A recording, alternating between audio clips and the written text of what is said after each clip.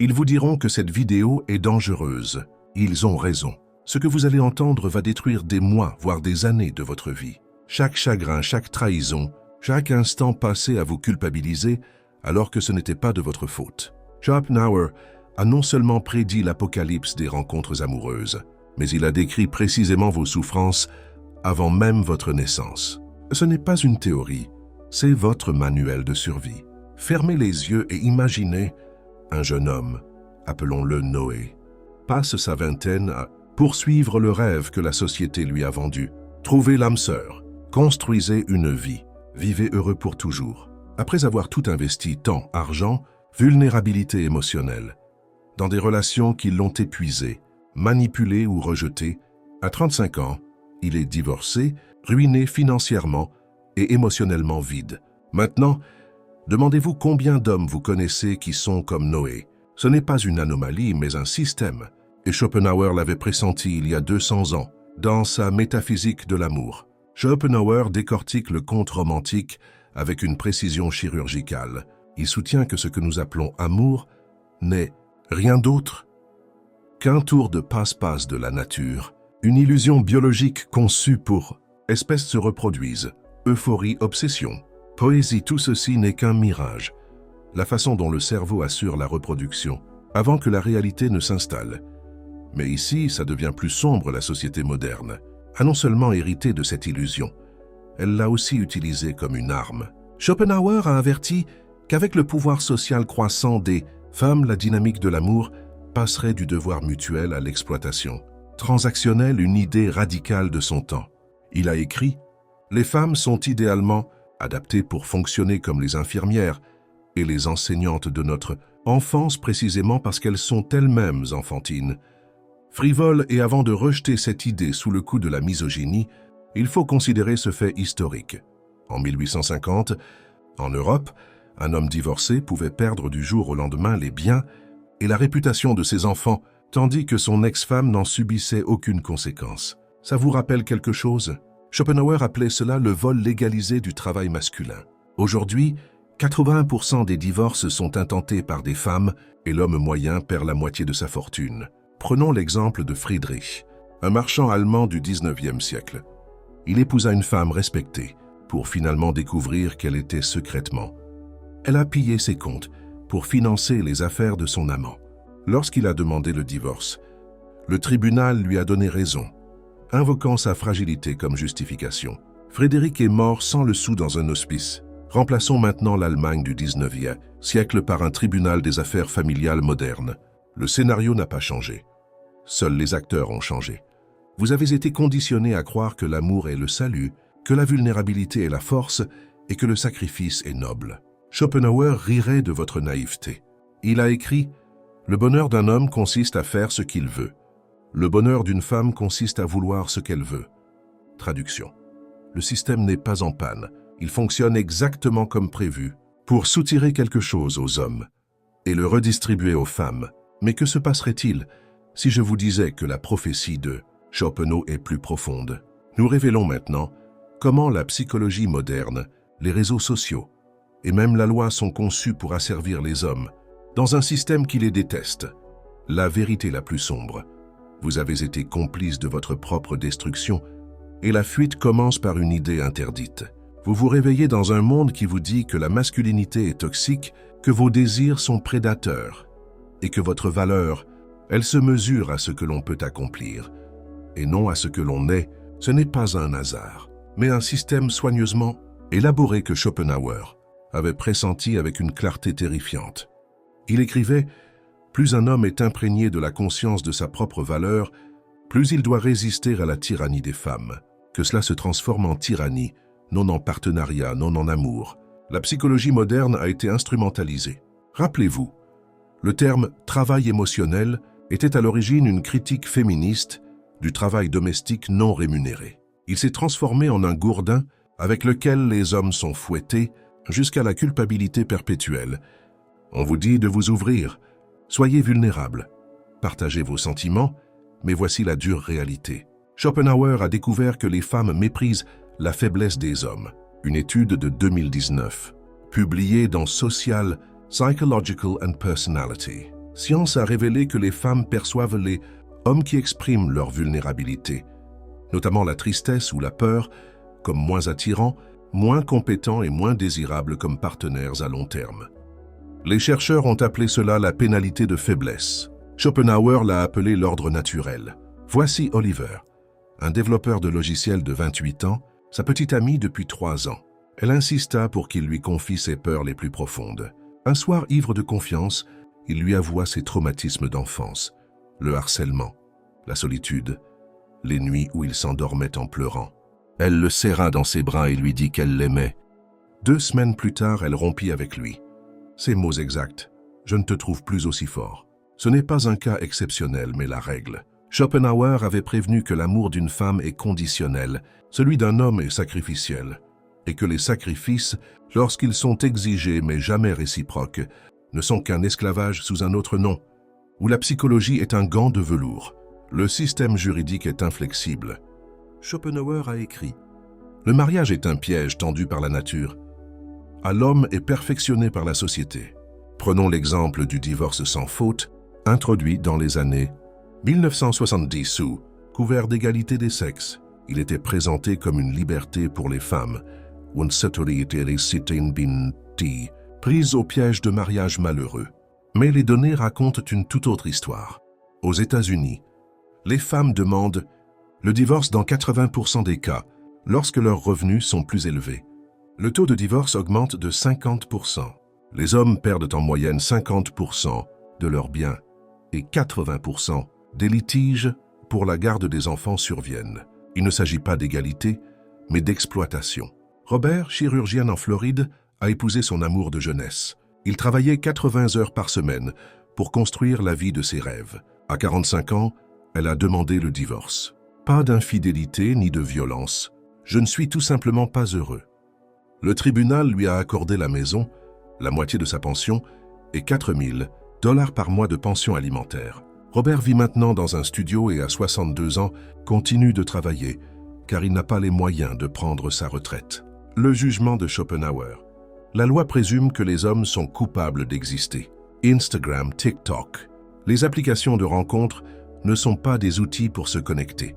Il existe des marchés de l'attention où les femmes, si elles vendent leur beauté aux enchères, les hommes enchériront avec reconnaissance, argent et dignité. Schopenhauer l'avait également prédit. Il écrivait « Plus une femme a de choix, moins elle est capable d'aimer ». Prenez Jake, un étudiant de 23 ans. Il rencontre une fille sur Tinder. Ils discutent pendant des semaines. Il a 3 rendez-vous coûteux avec elle et elle l'ignore. 1 mois plus tard, il la voit sur Instagram en vacances à Bali avec un homme au volant d'une Lamborghini. Sa légende « Queens, connaissez votre valeur ». C'est le paradoxe du choix. Les femmes se noient sous les options et deviennent incapables de s'engager véritablement. Les hommes, en manque d'affection, deviennent remplaçables. Et si la prison ultime n'était pas les femmes, la loi ou les réseaux sociaux, mais quelque chose de plus profond? Nous révélons ici la dernière couche de la prophétie de Schopenhauer. Comment les hommes modernes ont subi un lavage de cerveau pour adorer leur propre chaîne. La voie de sortie est plus sombre qu'on ne le pense et plus libératrice qu'on ne l'imagine. En ce moment même, un holocauste silencieux se déroule, ignoré par les gouvernements. Les médias ridiculisent les hommes et la société les manipule pour les faire accepter comme normaux. Toutes les 30 secondes, quelque part dans le monde, un homme se donne la mort. En Occident, les suicides masculins représentent 75% des suicides. Les hommes divorcés se suicident 8 fois plus souvent que les hommes mariés. Il ne s'agit pas d'une simple statistique, mais d'un sacrifice rituel. Schopenhauer l'avait pressenti il y a 2 siècles, lorsqu'il écrivait « Les 40 premières années de la vie nous donnent le texte, les 30 suivantes, le commentaire, et montrent combien nous avons mal interprété. La plupart des hommes n'en arrivent jamais à la critique. Vous êtes né dans un monde qui vous hait. Dès votre plus jeune âge, on vous a appris que vos instincts naturels étaient dangereux, que votre ambition était oppressive, que vos souffrances étaient méritées. Mais le piège le plus cruel était que vous avez été formé à imposer vous-même ce système. Schopenhauer appelait cela la volonté, qui se retourne contre elle-même.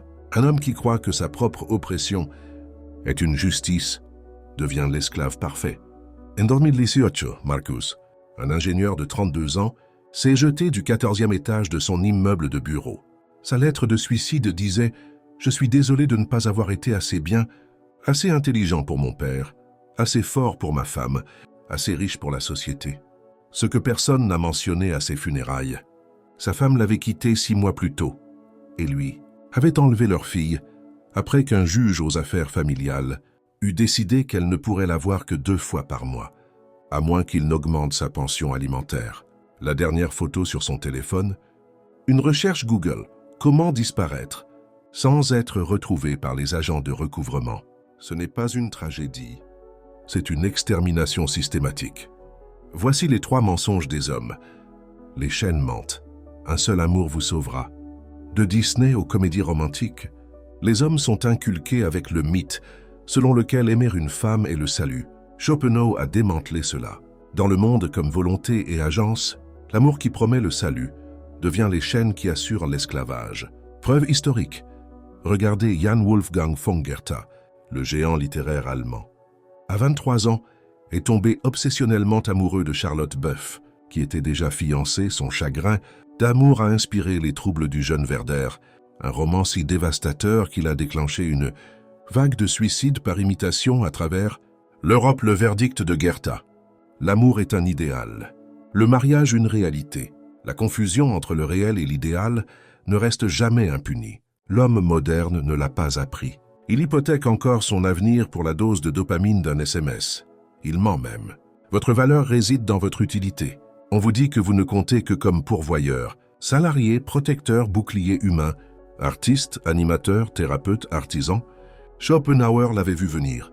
Les hommes sont considérés comme des outils, à conserver lorsqu'ils sont utiles et à jeter lorsqu'ils sont ennuyeux. En 2021, un chercheur en sciences sociales a réalisé un test simple. Elle a créé 2 faux profils de rencontres. L'un, Marc, 35 ans, passionné de randonnée, récemment sorti d'une relation, cherche sa voie. Le second, Marc, 35 ans, directeur financier, mesure 1,85 m et possède un penthouse à Miami. Le premier profil a récolté 3 correspondances en une semaine. Le second, 147 en une journée. Les femmes prétendent rechercher la vulnérabilité, mais leur comportement crie presque « Que pouvez-vous faire pour moi ?» Autrement dit, vous êtes le problème. La culture thérapeutique, les gourous du développement personnel et les services RH des entreprises répètent tout le même mantra « Soignez-vous ». Mais c'est un piège. Schopenhauer nous a mis en garde. Dire à un homme qu'il est brisé, c'est le trahir. Guérison infinie. Pensez aux prescriptions d'antidépresseurs en 1980. Un homme sur 200 en prenait. D'ici 2024, 1 sur 5 en prendra. Le bonheur des hommes s'est-il amélioré? Ou l'industrie pharmaceutique a-t-elle transformé les hommes blessés en patients permanents? Il existe une issue, mais elle nécessite ce que Schopenhauer appelait le déni de volonté. Non pas le suicide, mais le meurtre de ses illusions. Première étape, devenir ingouvernable. Supprimez les applications de rencontres. Sortez des mariages légalisés. Riez quand on vous traite de toxique. Schopenhauer. L'homme libre est celui qui n'a pas peur. Être seul. Deuxième étape, transformez votre souffrance en arme. Tous les grands hommes de l'histoire ont transformé la douleur en pouvoir. Beethoven est devenu sourd et a composé ses plus grandes symphonies. Nietzsche a souffert de migraines pendant une décennie et a écrit « Ainsi parlait Zarathustra ». Van Gogh a vendu un tableau de son vivant et a ensuite révolutionné l'art de manière grandiose. Votre souffrance n'est pas une faiblesse, mais un carburant. Troisième étape, misez sur l'avenir. La société moderne valorise la jeunesse féminine et la maturité masculine. L'influence d'une femme est la plus grande entre 20 et 30 ans. Celle d'un homme entre 35 et 55 ans. Schopenhauer disait que le temps humilie les femmes et élève les hommes lorsque ils survivent. Prenons l'exemple d'Hiroto, un employé japonais licencié à 40 ans. Au lieu de désespérer, il a passé 5 ans à maîtriser la programmation en IA. À 50 ans, il a été embauché comme consultant dans la Silicon Valley, gagnant 3 fois son ancien salaire, tandis que son ex-femme, qui avait divorcé parce qu'il n'était pas assez ambitieux, travaillait dans le commerce de détail. Son secret, j'ai arrêté de vivre à son rythme. La plus grande intuition de Schopenhauer ne concernait pas les femmes, la société, ni même la souffrance, mais le fait que la plupart des hommes préfèrent mourir plutôt que de penser. Et c'est exactement ce qu'ils font. Mais toi, tu es différent. Tu es « je suis toujours là, je lis toujours, je me bats toujours ». Cela signifie qu'il y a de l'espoir. Si cette vérité brutale a résonné en vous, si vous avez senti ce feu dans votre poitrine, cliquez dans votre tête, alors écrivez « volonté » dans les commentaires ci-dessous, et si vous êtes prêt à creuser plus profondément pour transformer la philosophie en pouvoir, alors regardez la vidéo ci-dessous, car ce qui vient ensuite n'est pas seulement la connaissance,